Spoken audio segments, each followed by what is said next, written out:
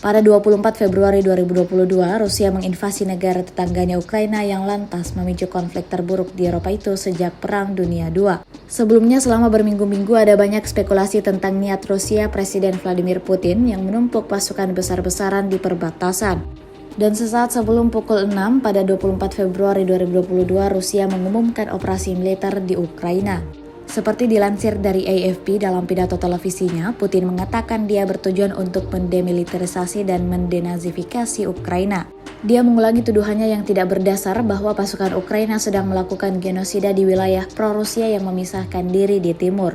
Dia memperingatkan negara-negara barat agar tidak datang memberi bantuan kepada Ukraina, menyatakan bahwa mereka bisa menghadapi konsekuensi yang tak terduga.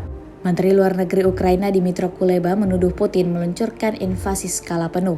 Ledakan terdengar di seluruh negeri dari ibu kota Kiev hingga pelabuhan Laut Hitam Odessa dan Kharkiv di perbatasan dengan Rusia.